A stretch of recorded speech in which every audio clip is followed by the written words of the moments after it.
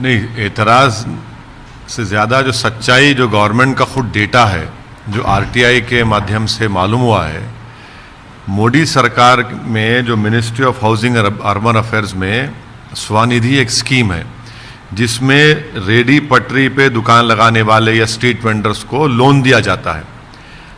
32 lakh loan जो दिए गए थे इन लोगों को, उसमें से सिर्फ 331 माइनॉरिटीज़ को दिए गए हैं। 331, 32 लाख में से। तो ये सबका साथ, सबका विकास, सबका विश्वास एक धोखा है।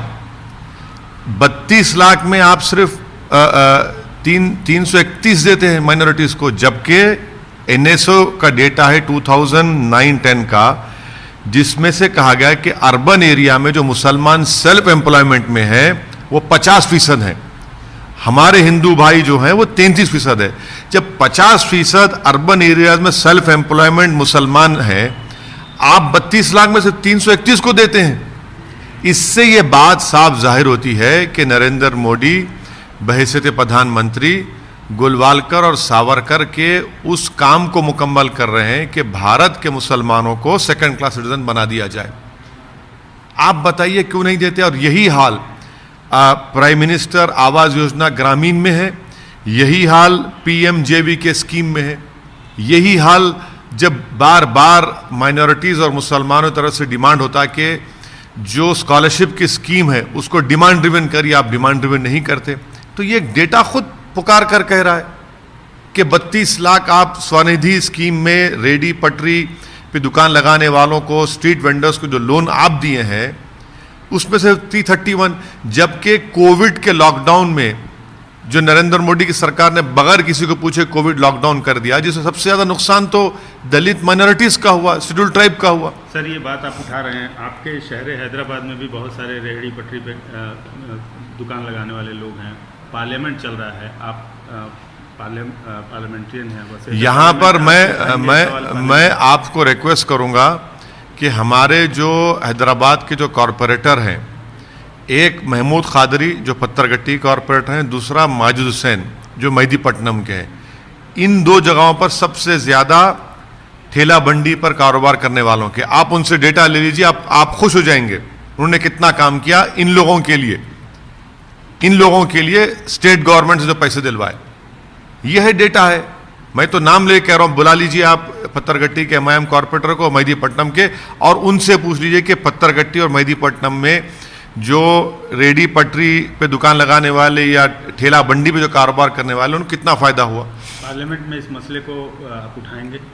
यकीनन हम उठाएंगे। बस आरटीआई के जवाब में ये सरकार कह रही है, डेटा दे रही है, तो सरकार को खुद अगर होश में आना चाहिए।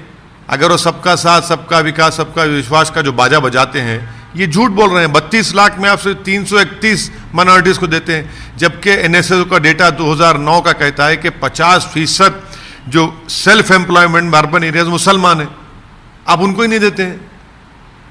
सर, एक दूसरा मसला है, समाजवादी पार्टी में जो अलायंस का जो अभी कंट्रोवर्सी उभर के आई, राजभर साहब आपके साथ भी रहे हैं, इस पूरे मसले पर क्या कहना है?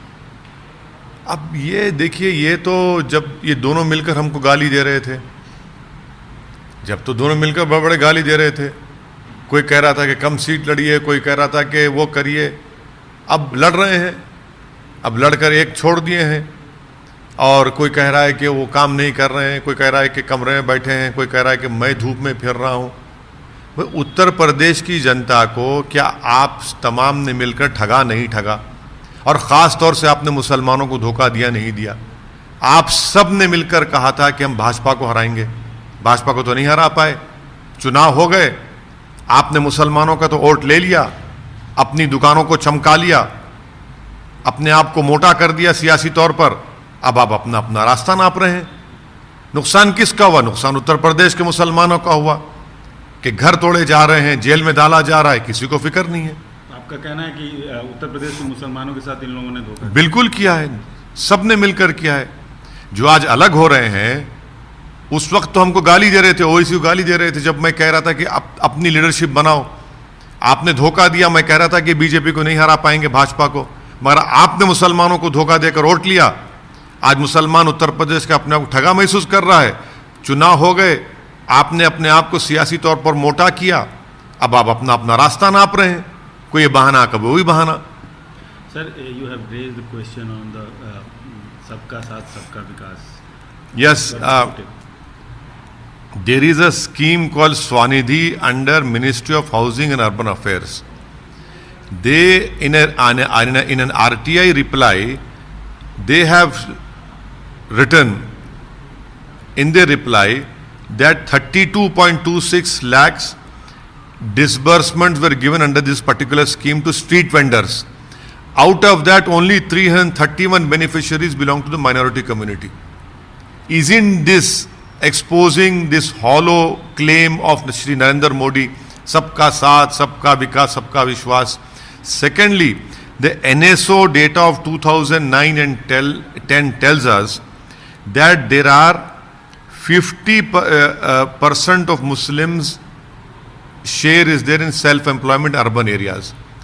If they are 50% in self-employed urban areas, how is it that they are getting only 30-31? It clearly shows that Narendra Modi government is fulfilling the vision of Golwalkar and Savarkar to make Muslims the second-class citizens. Narendra Modi government knows very well that so long as Muslims are discriminated and they are not treated as equal citizens of this country, they will be happy. The core voter of Modi will be happy. So this exposes, and the biggest sufferers of this haphazard lockdown were the Muslims, Dalits and tribals.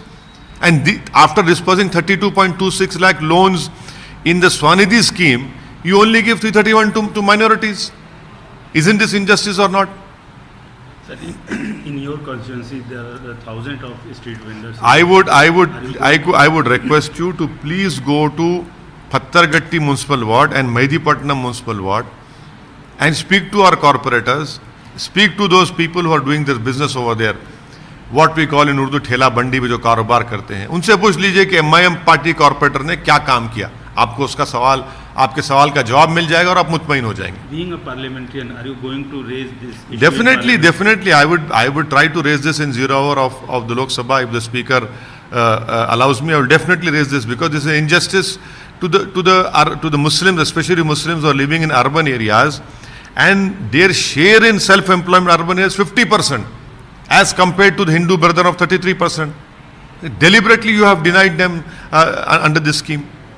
Sir, second thing, the controversy in alliance of Samajwadi Party.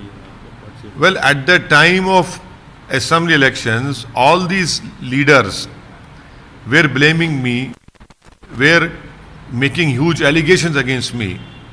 I was of the opinion, and I'm still of the opinion, that Muslims should create their own leadership. I had said during Uttar Pradesh Assembly elections that Samajwadi Party and their allies will not be able to defeat BJP. I stand to be proven right, and now also I stand to be proven right. During elections, all these people, all these leaders of different political parties have taken Muslim vote en masse.